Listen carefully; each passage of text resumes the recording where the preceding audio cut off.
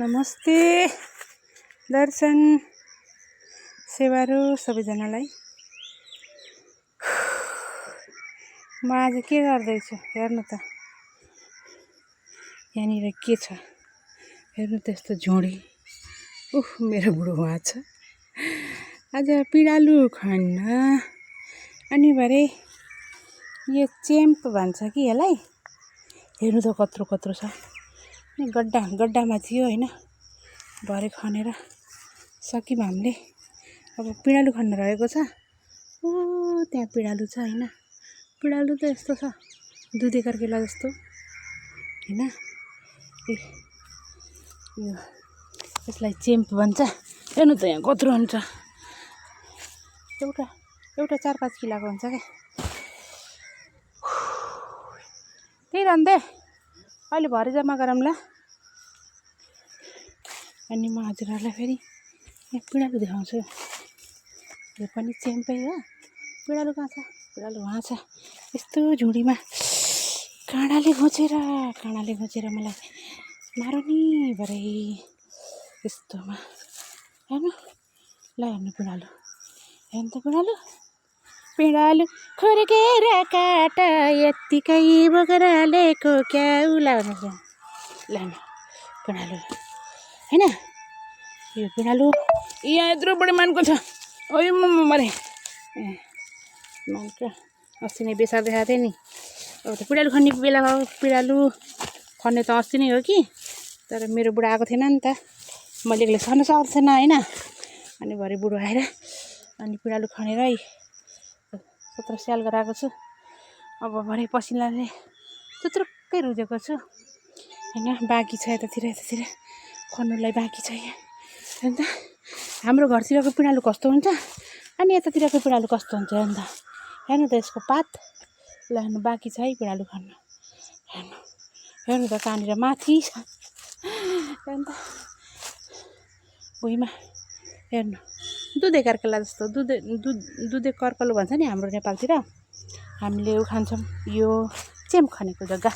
अनि दुधे कर्कलो भन्छौँ नि हामीले, हो त्यस्तै सेम दुधे कर्कलो हो के यहाँको पिँडालु त। बुझ्नुभयो? हेर्नु त पात हेर्नु त पात सेम दुधे कर्कलो होइन। पिँडालु कस्तो हुन्छ पात हाम्रो नेपालमा। यस्तो पिँडालु हुँदैन। यस्तो पिँडालुको पात हुँदैन नि। हाम्रो नेपालमा त दुधे कर्कलो भन्छ यसलाई। तर यहाँनिर चाहिँ यसको हाम्रो नेपालमा मैले खाएको छैन यस्तो होइन। यस्तो मैले खाएको छैन हाम्रो नेपालमा। यहाँ चाहिँ यसको पात खाँदो रहेनछ। पात खान्छ के गर्छ मलाई थाहा छैन होइन। एकपटक मैले खाएको भरे मलाई खान मन लागेको थियो। त्यो चेम्प भन्छ नि, यत्रो 4-5 किलोको हुन्छ नि। हेर्नु त गड्डा, चेम्प खनेको गड्डा। हेर्नु कत्रो हुन्छ हेर्नु गड्डा होइन। हो यत्रो हुन्छ बिरुवा। फेरि चेम्पको छोरा हो यो होइन। यत्रो छोरो लगाएर 4-5 केजीको फल्छ होइन। यो नारियलको बुट्टा। फुलहरू पनि छ यतातिर फुलहरू।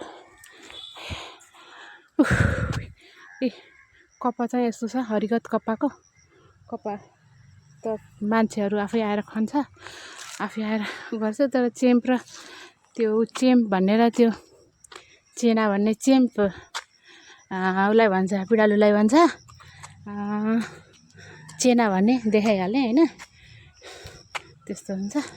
बाँकी अब नास्ता गर्ने तयारी। बुढोलाई भोक लाग्यो भनेर अनि हामी घर जाँदै।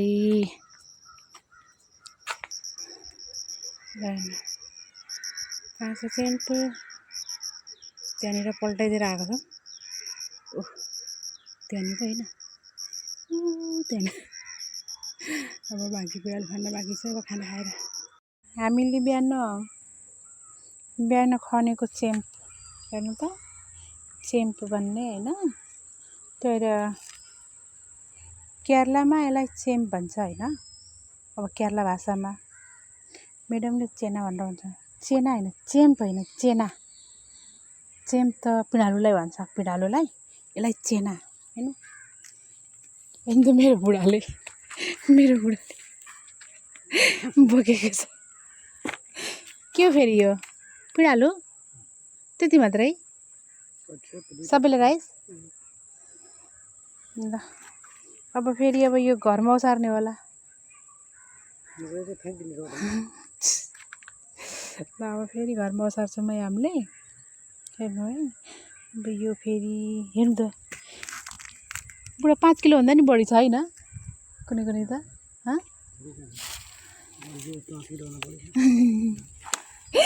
कत्रो कत्रो छ कि देवताका मूर्ति जस्तो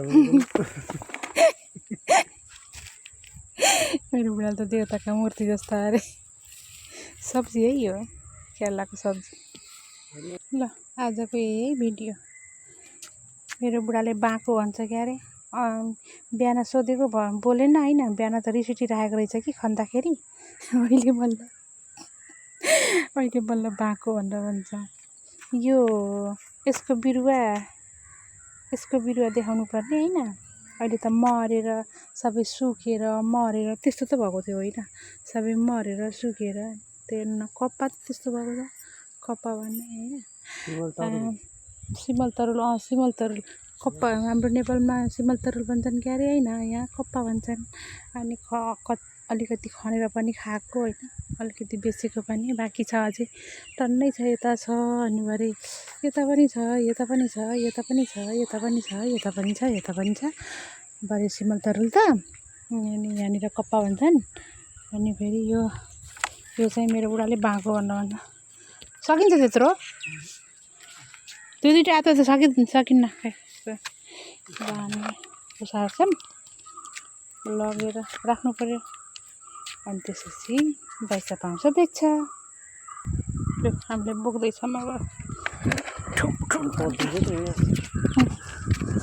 त्यसरी बोकेर लिन्छ नि हो यहाँनिर स्टोर गरेर राखेको छौँ हामीले होइन यहाँनिर यसरी ठुङ पल्टाइदिएर राखेको छौँ अब खै बेच्ने हो या फेरि अब के गरी गर्ने हो लगाउने हो थाहा भएन बगान ठुलो छ होइन लगाउँदा नि हुन्छ खै अब लगाउने मान्छे भए लगाउने हो नलगाउने मान्छे भए बेचिदिने हो बिरुवा उम्रिसकेको छ होइन सेमको बिरुवा उम्रिसकेको छ यसलाई चाहिँ नेपालमा मैले खाएको थिइनँ यहीँ आएर खाएको सब्जी मलाई खासै मिठो लागेन तर फ्राई गरेर पहिला बोइल गर्छन् उसिन्छन् होइन चिलाउन चाहिँ चिलाउँदैन है पिँडालु जस्तो होइन यो चिलाउँदैन म्याडमले भन्थ्यो कुनै चिलाउँछ अरे होइन तर यो चाहिँ खै मैले चिलाएको थाहा पाइनँ होइन यस्तो छ अनि यो कोही 6-7 किलोको हुन्छ कोही 4-5 किलोको हुन्छ हेरिकन हुन्छ होइन बिरुवा निस्किसकेको छ यो बिरुवा निस्किसकेको छ यसरी हुन्छ अनि यो एकातिरको अनि त्यसपछि यसरी यति काटेर अनि गराउँछन् होइन बिरुवा गराउँछन् अनि फेरि यतातिर यसरी निस्किन्छ क्या यसको यस्तो कोखाबाट यस्तो बिरुवाहरू निस्किन्छ मैले देखाउँछु हजुरहरूलाई हो यस्तो बिरुवाहरू निस्किन्छ होइन यो पिँडालु भन्नु होला फेरि होइन पिँडालु होइन एचएमको बिरुवाहरू हो होइन हेर्नु त एचएमको बिरुवाहरू हो यसैको निस्किन्छ कि कोही माथिदेखि ठुङ गरेर निस्किन्छ भने कोही हेर्नु त कोही फेरि तलदेखि निस्किन्छ ए मरे तलदेखि निस्किन्छ यस्तो हुन्छ क्या यस्तो हुन्छ होइन यस्तो हुन्छ हेर्नु कोही कसैको फेरि माथिदेखि होइन माथिदेखि निस्किन्छ त्यस्तो हुन्छ त्यस्तो हुन्छ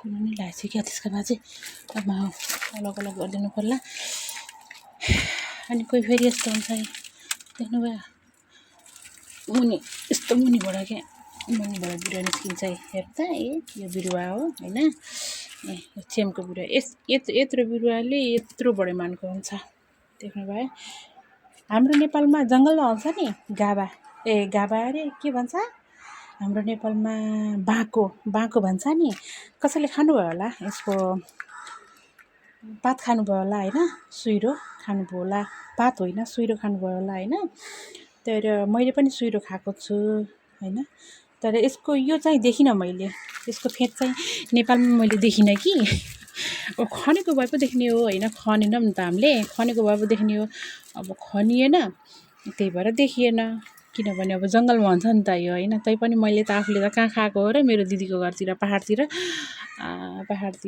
गएको थिएँ र दिदीले बनाएर दिएको थियो अनि खाएको थिएँ होइन। अनि त्यस्तो बाँको बडा मिठो हुने रहेछ। पहिला सुरु बोइल गर्दो रहेछन् यसको सुइरो चाहिँ होइन, सुइरो अनि भरे सुइरो मात्र, फेरि पात होइन नि फेरि, अनि त्यो बुढो भएको पात होइन नि फेरि, सुइरो भर्खरको सुइरो होइन निस्किन लागेको छ नि त, सुइरो निस्किन्छ। अनि भरे यसलाई उसिनेर पता नि के भन्दै दिदीले त्यो अमिलोमा नि उसिन्दो रहेछ अनि भरे सुकाउँदो रहेछन्। अनि सुकाएर सुकुटी बनाएर 4-5 दिनसम्म सुकाएर सुकुटी बनाएर अनि भरे फेरि उ गरेर फेरि गरम पानीमा तताएर उ गर्दो रहेछन् कि सब्जीमा मिक्स, आलुमा यस्तो होइन, मासुहरूमा बनाएर खाँदो रहेछन् होइन। मलाई दिदीले आलुमा मिसाएर खिलाएको थियो, मिठो भएको थियो। तर यो चाहिँ मैले चाहिँ यस्तो खाएको थिइनँ। तर यहाँनिर चाहिँ के भन्छ,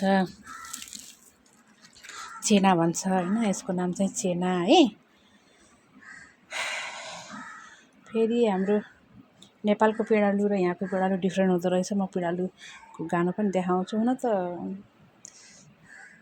देखिएको पनि छ र जम्मा गरेको देखाउँछु है। ल हेर्नु, यो पिँडालु होइन, हाम्रो नेपालमा पिँडालुको गानो खान्छन् होइन। पिँडालु मेरोतिर पिँडालु भन्छ होइन, हजुरहरूकोतिर के भन्छ, गैया के भन्छ होइन, गैया भन्ने नाम हुन्छ है पिँडालुको होइन। हाम्रोतिर गैया, माल्से अनि फेरि के अरे लौरे पिँडालु के भन्छन् कि हाम्रोतिर पिँडालुको नाम हुन्छ होइन। कुनै ठाउँतिर फेरि पिँडालुलाई गैया पनि भन्दो रहेछ होइन, तर हामीले चाहिँ पिँडालु भन्छन्। यस्तो छ होइन। यो चाहिँ बिरुवा है, यो चाहिँ खाँदैन, यतातिर खाँदो रहेनछ म्याडमले भनेको, यो चाहिँ खाँदैन। यहाँनिर चाहिँ यस्तो छोरा खान्छ अरे होइन, छोरा खान्छ अरे यहाँनिर चाहिँ। यहाँ मैले हजुरहरूलाई भने नि के अरे दुधे खर्कालो, हाम्रो नेपालतिर दुधे खर्कालो होइन, यो खाँदैन हाम्रो नेपालतिर यस्तो। यो दुधे खर्कालोको त के पनि, दुधे खर्कालोको त त्यही ऊ मात्रै त खान्छ, डेक्ठा मात्रै अचार बनाएर होइन खाएको थाहा पाएको छु मैले होइन। तर त्यही पनि माउला पहिला होइन सानोमा खाएको मैले, त्यसपछि मैले बनाएको छैन, आफूले चाहिँ बनाएको छैन अचारहरू दुधे खर्कालोको होइन।